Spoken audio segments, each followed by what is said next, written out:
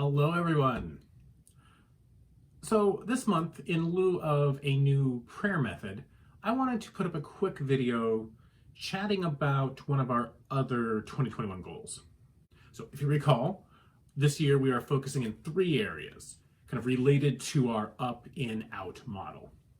And we have focused a lot on our upscale with the prayer videos we've been doing, with the 1,000 Hours of Prayer Challenge. Our life groups have really taken up the out challenges. Amazing. There are some things in the work that I'm excited about. I know some of them have done a couple projects already. There's a lot of really cool mission work happening in the life groups. But thus far, we haven't really talked a lot about our in challenges. So I want to take that opportunity to do that right now, and specifically look at our challenge of self-care. So a little while ago, I reshared something on the River Tree socials. It was a joke reminding us how, hey, do you remember the one time when Elijah was being majorly overly dramatic and thought that just everything was over and that everything was the worst? So God gave him some treats and told him to take a nap. The idea being that sometimes the best thing we can do is have a snack and take a nap. And now, well, of course, this is really funny, and who doesn't love snacks and a nap? I think it also really hits at an important point, an important idea of self-care. You see, Elijah was pushed to the absolute brink. He was mentally, physically, and spiritually beyond his limits. He was pushed to his absolute breaking point, and he simply gave up. Now, think of the life of Jesus. It's always good to model ourselves after Jesus, right? So, Jesus displayed very healthy rhythms of work and rest. I think maybe one of my favorite examples of this comes from Mark 4. So here is the story where Jesus goes out in the boat, calms the water, there's a storm raging around, he gets up, tells the water to calm down, and it does. Most of the time when we read the story, look at the story, we look at it as a prime example of faith and how we don't need to be afraid because Jesus is in our corner. And it is that, 100% that. I love this story for that. But I think there's something else kind of funny going on in the story. Look at it from a pure narrative setting perspective. So up to this point, Jesus has been teaching, healing, casting out demons, all of that good stuff. And he's being followed around by seemingly an increasingly larger and larger crowd of people. And then we get to verse 35, and we read that day, when evening came, he said to his disciples, "Let's go over to the other side." Leaving the crowd behind, they took him along, just as he was in the boat.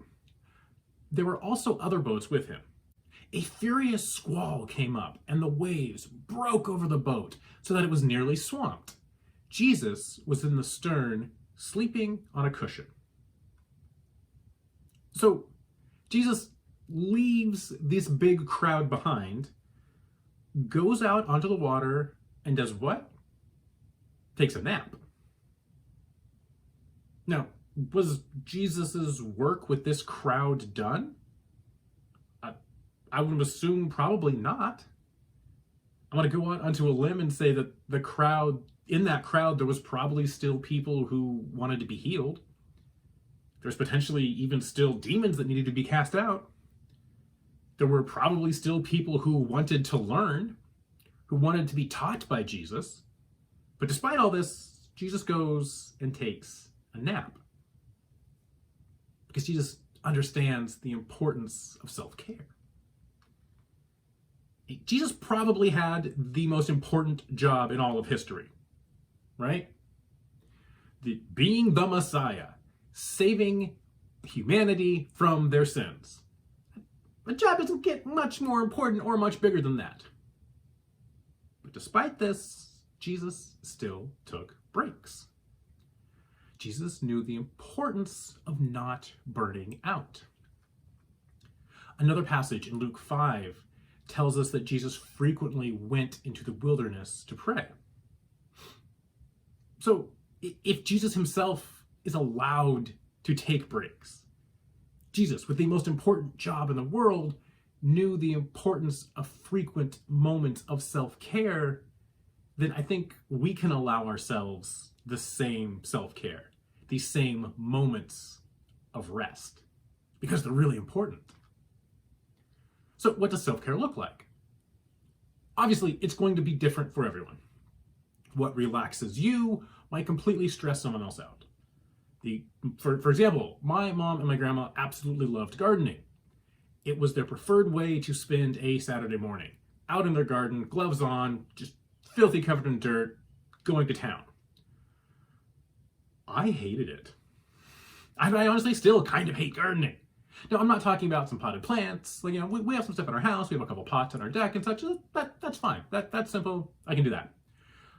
The type of gardening they loved was pulling weeds, mulching, out there multiple times a week pruning. That's just not fun to me. To the point that growing up, when I got in trouble, my punishment was having to go out and work in the rose garden. That's how much I didn't like it. So you're going to have to find what relaxes you. But there are a few helpful tips to keep in mind as you're kind of going through this process of trying to find the things that are your self-care. So the first tip, not everything you enjoy doing is necessarily restful or necessarily counts as self-care. So, for example, I am a huge football fan. And growing up in the Seattle area, I absolutely love my Seahawks. You can't see it, but just behind camera here, I have a big Seahawks ball signed by a bunch of the Seahawks. Absolutely love it. That's my team growing up. Yet, I borderline can't watch the Seahawks play. It is too stressful for me. I get worried, I get angry, I get sad sometimes, and I'm sure my blood pressure just spikes. Honestly, when I was in college, I think I felt more stress around going to Seahawk games than I did around finals, which might explain some of my freshman year grades, but that's not the point. The point is that self-care is supposed to be de-stressing. It's supposed to be recharging. It is supposed to mentally relax you. So watching the Seahawks is probably not the best self-care for me, despite loving football and loving the Seahawks. So tip number one is to choose something that actually rests or that actually recharges you. Tip number two, things you do for work are very rarely acts of self-care. Now, yes, there are aspects of our jobs that we really, really enjoy. But our brains often become wired to think of these activities as work and work only. So here's what I mean. I love camping. Christine loves camping. It is one of our favorite things to do. In the spring, summer, fall, we've even gone camping in the winter. Like, we absolutely love to go camping. For me, there's just something magical about finding an isolated camping spot, completely turning off my phone, just having no agenda, reading a book, playing board games, going on hikes, waking up, having no idea what time it is. Like, I absolutely love it. But Christine and I had a 4-year window or so where we just stopped camping entirely. Stopped camping for fun entirely, that is. Why? Well, because we started having to camp for work a lot. At this time, we were both archaeological consultants. And often that meant we had to work in extremely remote locations, sometimes with basically no access. So to save time and money, we would frequently camp near our work sites, rather than drive the 4-hour round trip back to the nearest town so we could stay in a hotel. Now, the result of this was that we really stopped enjoying camping. It started to become associated with work. Now, I remember the first time we went camping for fun during this period in our lives, we didn't have any fun. It just felt depressing. It felt like we should be doing work. We'd just been camping for a month straight for work, and then we went to the Grand Canyon to camp, and it wasn't fun. It was draining because it felt like work. So always really, really think about any self-care activity that too closely resembles anything you do for work, and really evaluate, is this something that will relax me?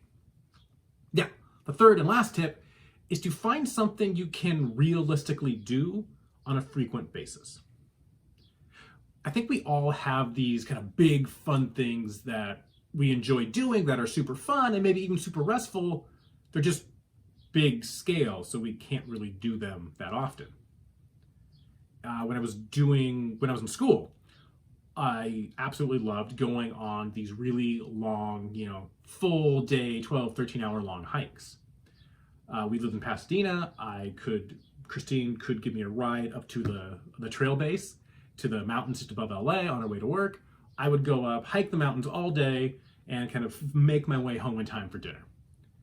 I absolutely loved it. It was supremely restful, supremely relaxing, and something I just enjoyed.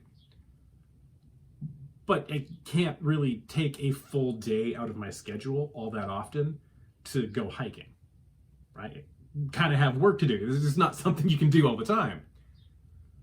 But what I could do is go on walks every day.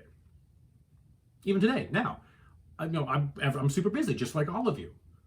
But even at my busiest, I can generally carve out 15 minutes, 20 minutes to go for a quick walk, even if it's just around my apartment complex.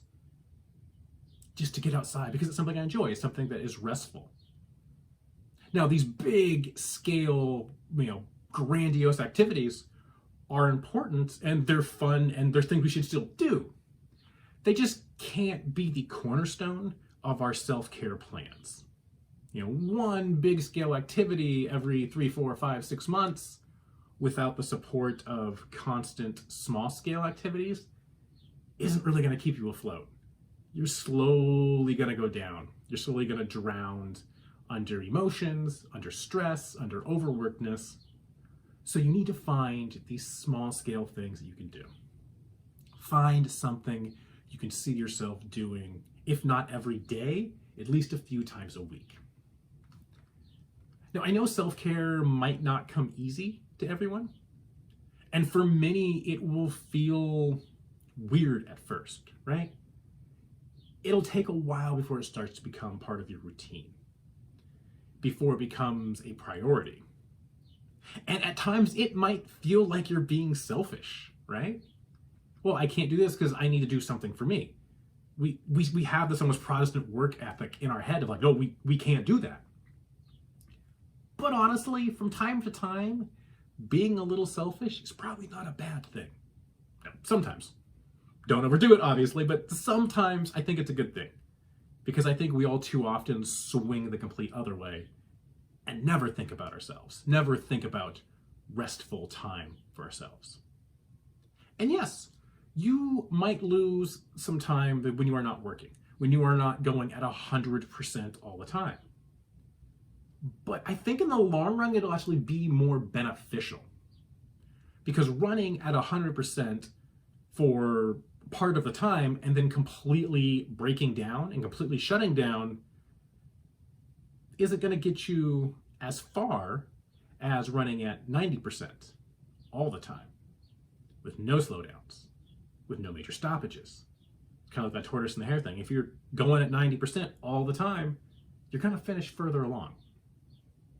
Now, it might seem counterintuitive, but I truly think that by putting work or whatever it is that is taking up your time, that is creating the most stress, that is creating whatever in your life, by periodically putting that aside from time to time, you'll find that you become more efficient. You'll be able to get more done in the long run, and you yourself will be in a better place emotionally, I would argue physically a lot of the times, and spiritually.